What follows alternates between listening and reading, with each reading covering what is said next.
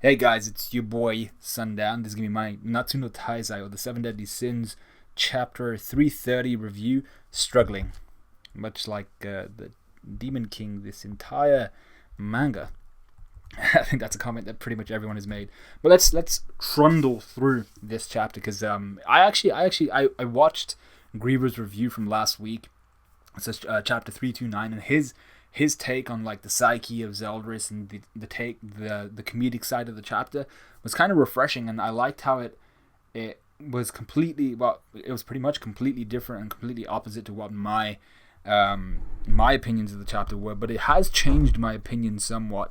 So I think I've been a lot more lenient when it came to this chapter because of Griever's review. So go check his out if you haven't already seen it. And I actually kind of enjoyed this chapter a little bit more. There were still little tidbits that I had issues with that no doubt I'll get to. But let's get right down to it. So the first thing we see is the Demon King and Zeldris separate.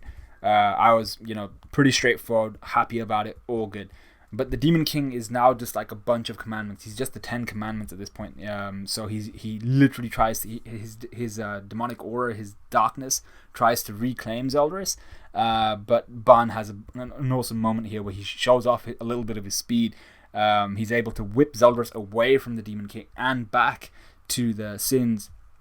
Without the Demon King even really realizing what the hell happened. He did it faster than Meliodas, and he did it faster than Merlin as well. So I'm just like, this guy is real quick. Like Ban has improved really, really disproportionately to the rest of the Sins, I think. But that's fair enough. I don't mind that because he was actually in purgatory, so I'm cool with that.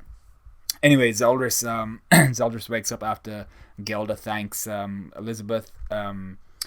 What's his face? Ban actually says to Meliodas, he says, that'll be 10 Aberdeen ales on you. Aberdeen is a place, or Aberdeen, I think depends on where you're from, how you pronounce it. I think it's Aberdeen is how the Scots pronounce it, and it's Scot country up there. So Aberdeen ales, that's just a city in Scotland. So Zeldris wakes up, he sees Meliodas. Meliodas is like, good job, you beat father, good stuff. And I actually like this. Meliodas is looking at him in his not well, without his assault mode form, without his full cowl essentially, and they kind of it's just this innocent moment between two brothers who Zeldris will. I don't think Zeldris has ever really told Meliodas, and hasn't really had the opportunity since he was in the spirit world to tell him how much he believes in him, how much he means to him. But he sees Zeldris just kind of look at him like, "Yep, I'm back," and then he instantly plunges his face into the bosom of Gelda. And I actually really like this. I thought this is how a comedic moment should be, in the sense of they're in a safe spot yet. So they're in this bubble of safe zone. So Meliodas is like, I didn't have you pegged for like a boob guy. Were you motorboating those in the spirit world too? I thought that was hilarious. And Zeldris blushing was pretty funny. This is the part I didn't like. The Demon King in his 10 Commandments form, he just flies off into the sky. He's like, curse you! And while this is happening, no one there, Merlin, thinks to freaking stop the guy flying into the sky. This is the most dangerous villain, the most dangerous person you could have in the entirety of Britannia, the demon world, purgatory, freaking the goddess realm. This is the guy you don't want to escape. You've got him on the ropes. Merlin should have perfect cubed his ass or something at least to stop him. I think he would have been able to break through perfect cube, to be honest.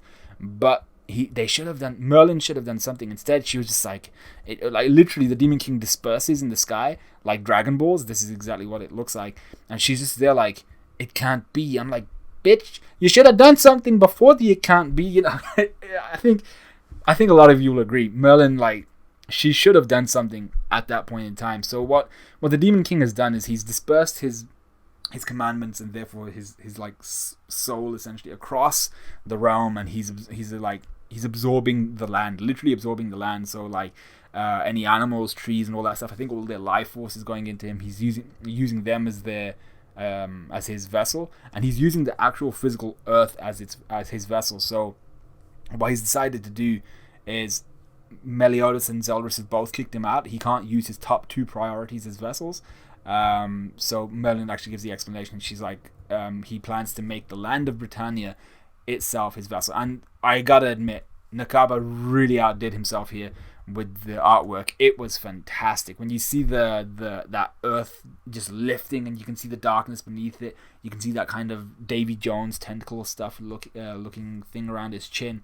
He looks absolutely insane. He's got the darkness behind him. He's got the earth in front. He's got the two tentacle things going down. He's got like 6 eyes or some shit. I'm not sure how many eyes there are, or are they just holes? I don't know. And then he's got his mouth underneath.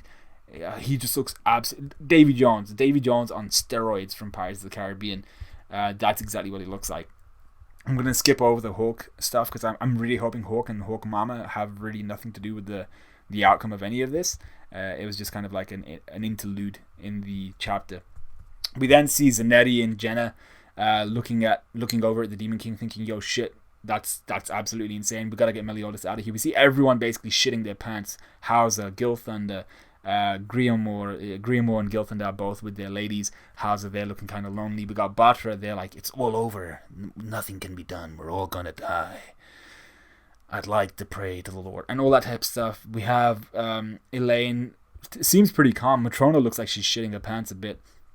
Hendrickson is pooping himself. Dreyfus is pooping himself. The Demon King is like, "Oh, your foolish actions. This is the result of them. Your sins know no bounds. Your greatest sin is that you would stand up and defy the Demon King. That's the greatest sin ever," and all that shit. And I'm like, that's all cool. And his tongue here lolling out, looking very, very snake-like. The Demon King's design here, awesome. I'm a big fan. Very Demon King-ish.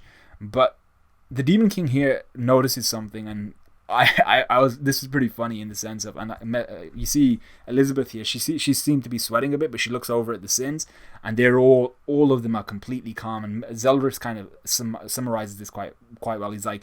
He says to his dad, he's like, "You no longer have any hope of winning this battle." What does he say after that?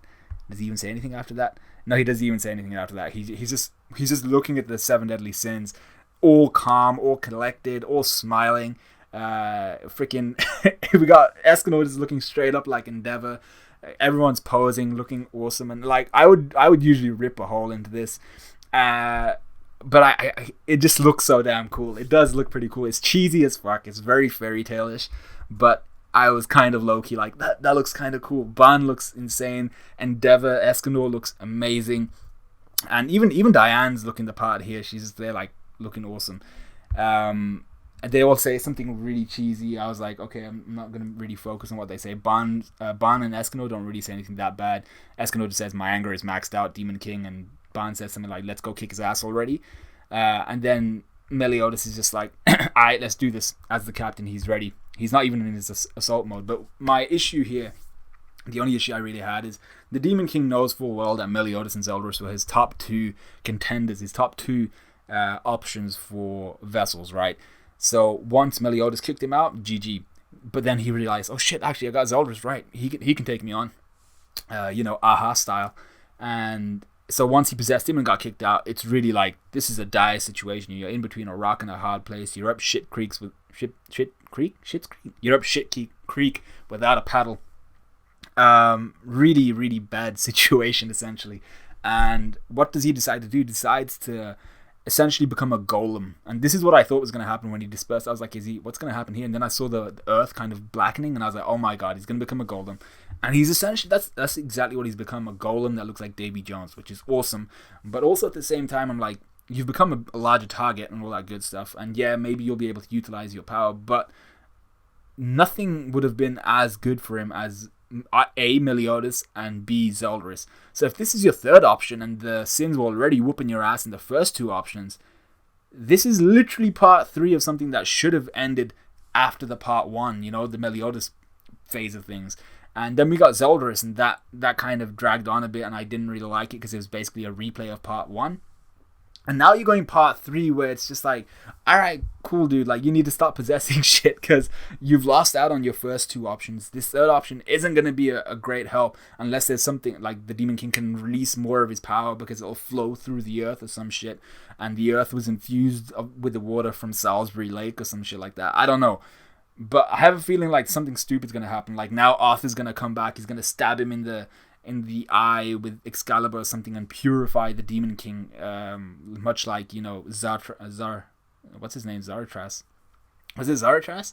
Zaratras, I think it was. Gilthunder's father, much like how he would purge his victims or purge his enemies. I have a feeling like, and Hendrickson, to be fair, I have a feeling that the Demon King is gonna get something like that done to him by Arthur, and I really don't want something like that to happen. So, but yeah, that was pretty much the end of the chapter. I thought it was pretty decent. I enjoyed it, thanks to Griever. So go check out his review for this as well. I need to check it out. And I think that's about it. The chapter itself was decent. There were a few tidbit issues I had with it, like Merlin basically doing nothing and allowing the Demon King to escape. And then the Demon King really, really clutching at straws here, trying to make something out of a situation where he should probably just give up and be like, you know what, I'm kind of looking like I'm gonna die here. And maybe he should just accept his death, a warrior's death, and just be like, take off my head, make it quick, don't take 2 slashes at it, So let me know what you guys thought of the chapter. Let me know what you guys thought of the review. Actually, did I make mention of the fact that I didn't know that Zanetti and Jenna were both goddesses? I had no recollection of that. Zero recollection. I think I might have mentioned it, so I won't expand on that. But yeah, let me know what you guys thought of the chapter. Let me know what you guys thought of the review. Like, comment, subscribe, all of that good stuff, and I'll see you guys in a bit.